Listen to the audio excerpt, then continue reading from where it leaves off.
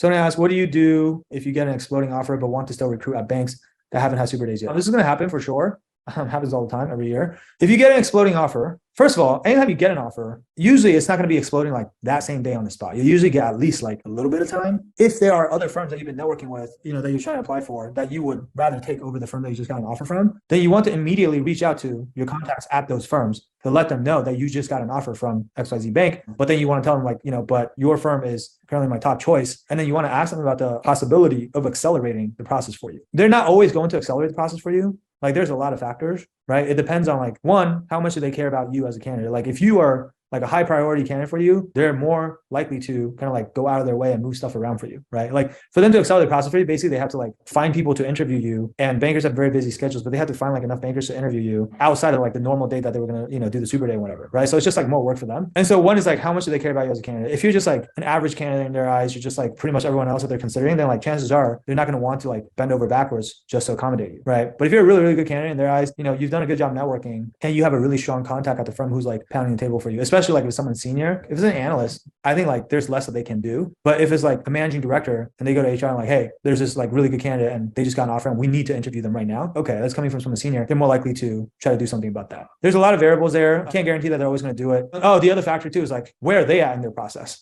right? Like for example, if you go right now to Goldman Sachs and you're like, hey, Goldman, can you please like accelerate the process for me? And like their application's not even open yet, chances are they're probably not going to do anything for you. If you go to JP Morgan and you're like, hey, I just got an offer from this firm and it's exploding, can you guys accelerate the process for me? And their super days are already scheduled for this month anyway, then I think it's a lot more likely because they're further along in their process already. That's the other thing to consider. And I would say like, if you can't accelerate the process, then what I would recommend doing is take the offer in hand, and then you can always continue to recruit, and you may or may not get another offer. Like if you don't get any other offers, then you at least already have the offer in hand. If you do get another offer and you think it's better than the offer that you already got, then you have to consider whether you want to renege on the offer or not. As far as like reneging goes, it's a controversial topic, right? Like some people think there's nothing wrong with reneging because like it's not your fault that the firms decide to recruit so early, right? Or it's not your fault that the firms decide to give you an exploding offer. Some schools also have policies against exploding offers, right? So depending on what school you go to, like you can check with the career center, if it's a target school, especially, and the firm comes and does recruiting on campus every year. Like if you go to Wharton, like these banks, they want to have a good relationship with Wharton. A lot of times, like the career center will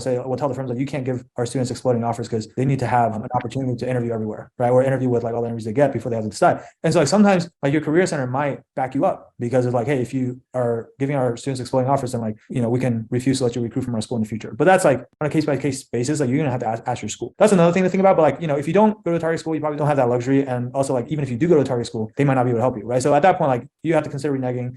Some people do it and some people don't, right? Some people think it's like morally wrong to like go back on your word and take an offer and then like, cancel or whatever. So we have more detailed training on like all the considerations of reneging. Like it's not my place, or like our stance is like, we're not here to tell you whether you should or should renege, right? Or like, we're not here to tell you what's right or wrong and like what your value system should be. That's a very personal decision. Ultimately, like at the end of the day, this is your guys' career. There's a risk reward analysis, right? There's a trade-off that you're making, and you have to decide if burning a bridge with a certain firm is worth the incremental improvement that you're getting by going from bank number one to bank number two. But we have more detailed training in the bonus module. So like once you guys get your first offer, remember to ask us for the bonus module so that we can send it to you. And then like you'll be able to watch that training. That way, like if you do run into this type of situation, you can come to your own conclusions about, what you want to do. Our thing is more like, hey, if you do decide you are going to renege, here's certain things that you should watch out for. Here's how you should kind of like navigate through that process to minimize the downside risk, to minimize the chances of your reneging backfiring on you, right? Because there's also, I think it's rare, but like there's also definitely like if you go on Wall Street Oasis